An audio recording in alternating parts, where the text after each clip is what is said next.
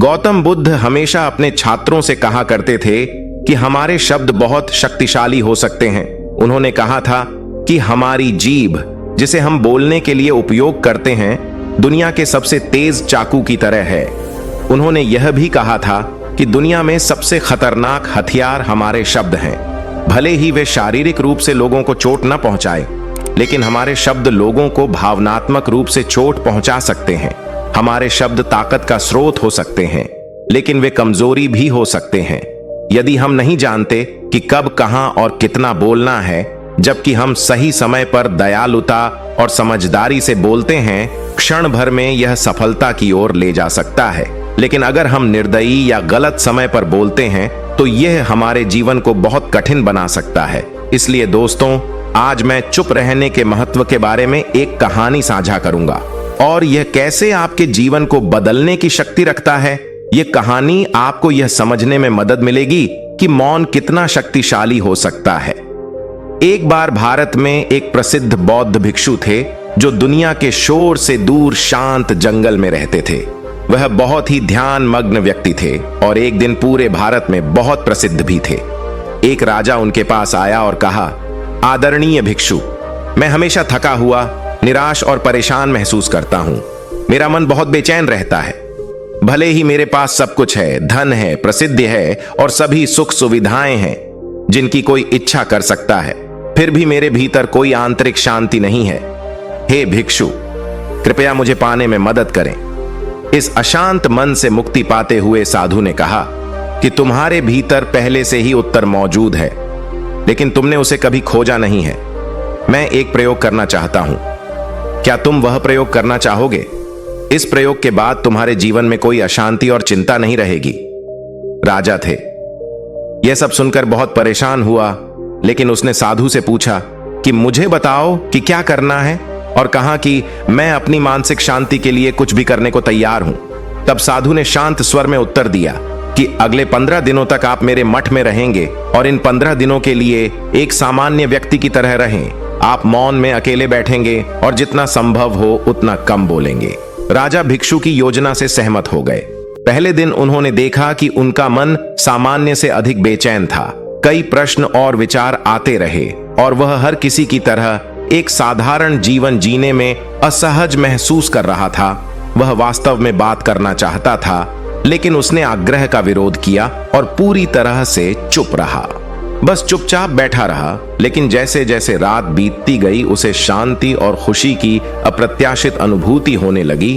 इस अनुभव ने उसे हैरान कर दिया, क्योंकि वह समझ नहीं पा रहा था कि उसकी बेचैनी क्यों कम हो रही है। अगले दिन राजा एकांत में प्रकृति के फूल देखने में समय बिताता रहा। आकाश में पौधे और पक्षी। मैंने पहली बार सचमुच अपने आसपास की प्रकृति की सुंदरता की सराहना की। वह अपने चारों ओर की प्राकृतिक दुनिया को देख सका और उससे जुड़ सका। 10 दिन बीत गए और उसके मन की सभी आंतरिक बेचैनी और अराजकता धीरे धीरे गायब हो गई। 12वें दिन उन्होंने खुद को गहन ध्यान में प्रवेश करते हुए पाया। जैसे ही उनकी आंखें अपने आप बंद हो गईं, उन्होंने अपनी आंखें बंद कर लीं और ध्यान की गहरी अवस्था में चले गए और उनका मन चिंता से मुक्त हो गया। अंतिम 3 दिन गहन ध्यान में बिताने के बाद राजा को गहन आंतरिक शांति का अनुभव हुआ। वह बौद्ध भिक्षु के पास पहुंचे और कहा, आदरणीय भिक्षु, मुझे पता चल गया है कि मेरा मन इतना अशांत क्यों था। उन्होंने समझाया। जैसे ही मुझे अपने विचलित और अशांत मन का कारण पता चला, भिक्षु ने पूछा कि कृपया आपने जो सीखा है उसे मेरे साथ साझा करें। राजा ने उत्तर दिया कि मैं पहले करता था, बहुत अधिक बातें करना और लोगों पर बहुत अधिक ऊर्जा खर्च करना, अक्सर उनके बारे में नकारात्मक सोचना। इस अत्यधिक बातचीत और नकारात्मक सोच ने मेरा समय बर्बाद किया और मेरे दिमाग को परेशान कर दिया। इस व्यवहार के परिणाम स्वरूप मैं अपने कार्यों को प्रभावी ढंग से नहीं कर सका और लगभग असफल होने लगा। लगातार असफलताओं ने मुझे और अधिक दुखी कर दिया और आसानी से परेशान कर दिया।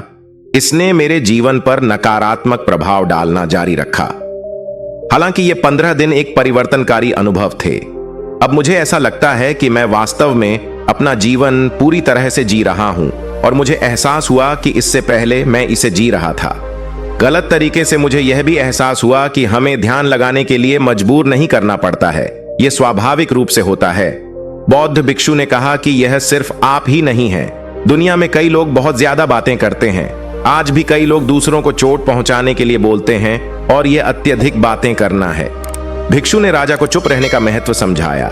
उन्होंने एक छात्र के बारे में एक कहानी साझा की, जिसने एक बार गौतम बुद्ध से पूछा कि वह इतनी बार चुप क्यों रहते हैं।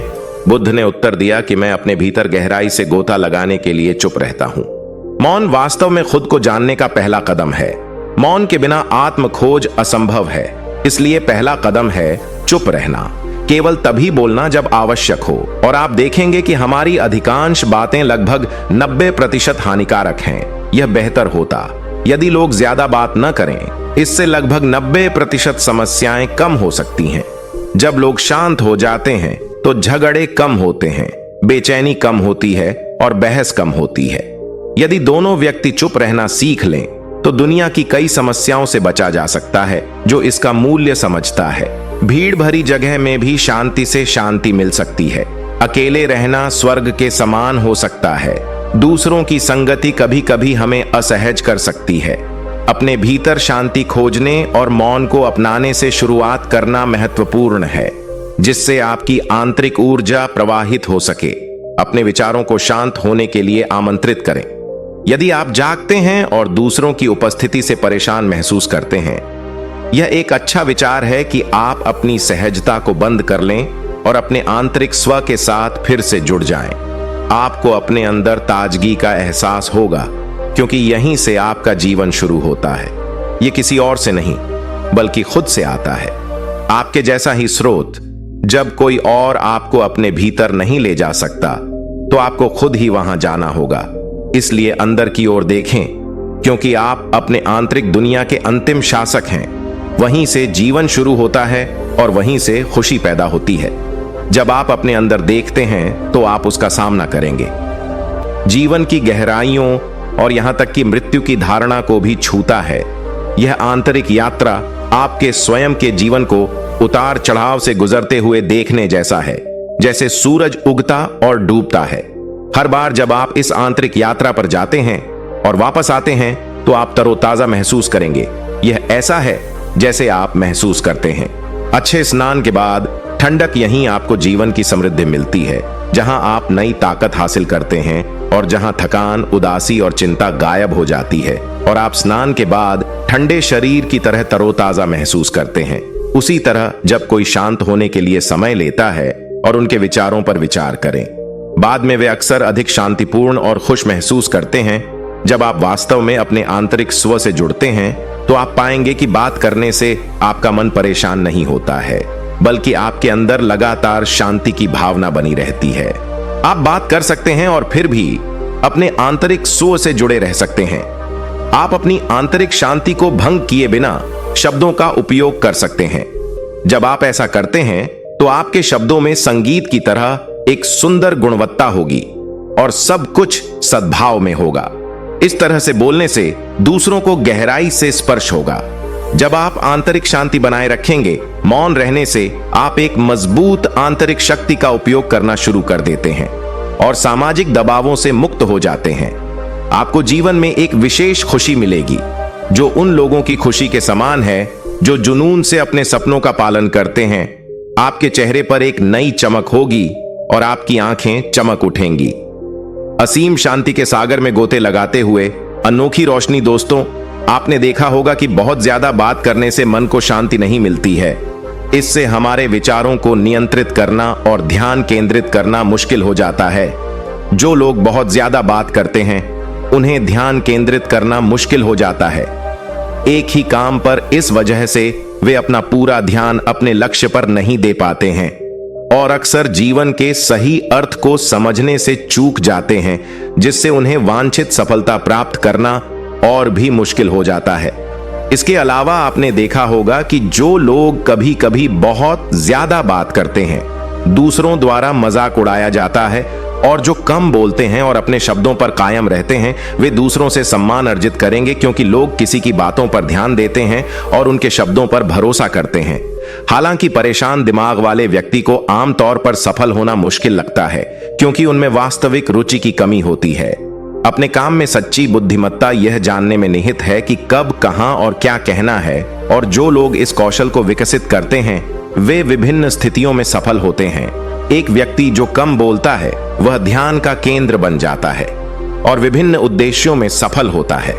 जब हम महान व्यक्तियों के गुणों का अवलोकन करते हैं तो हम पाते हैं कि वे कम शब्दों का प्रयोग करते हैं, वे जो कहते हैं उस पर ध्यान से विचार करते हैं और यह उनकी सफलता में योगदान देता है। इसके विपरीत कई लोग ऐसे होते हैं जो अत्यधिक बातें करते हैं, बेईमानी का सहारा लेते हैं और दूसरों के बारे में नकारात्मकता फैलाते हैं, जो रिश्तों और प्रतिष्ठा को नुकसान पहुंचा सकता है। विभिन्न संस्कृतियों के प्राचीन ग्रंथों में उनके करीबी लोग अक्सर उनसे बचने और दूर रहने की कोशिश क्यों करते हैं? वे अक्सर इस बारे में बात करते हैं कि कैसे हमारे शब्द हमारी मान्यताओं और मूल्यों को दर्शाते हैं। शांत रहने से हमें धैर्यवान बनने में मदद मिलती है, जो हमें अधिक जागरूक बनाता है। ध्यान करने से हमें खुद को समझने में मदद मिल सकती है। इससे भी बेहतर मेरे दोस्तों, मेरा सुझाव है कि आप हर दिन एकांत में कम से कम 20 मिनट अकेले बिताएं।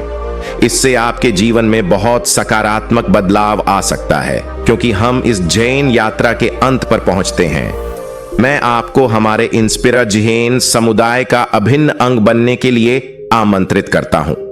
यदि आपको इस कहानी में प्रेरणा मिली है तो लाइक बटन दबाकर हमें समर्थन दें। इसे अपने दोस्तों के साथ साझा करें और अपने विचारों या किसी जैन कहानी के साथ नीचे टिप्पणी छोड़ें जिसे आप आगे सुनना चाहते हैं, और प्रेरणा और शांति के अधिक क्षणों के लिए इसे भूलना न भूलें। सदस्यता लेने और अधिसूचना पर घंटी बजाने के लिए आपकी सगाई हमारी यात्रा को बढ़ावा देती है। हमारे साथ ज्ञान और आत्मज्ञान के इस मार्ग पर चलने के लिए धन्यवाद।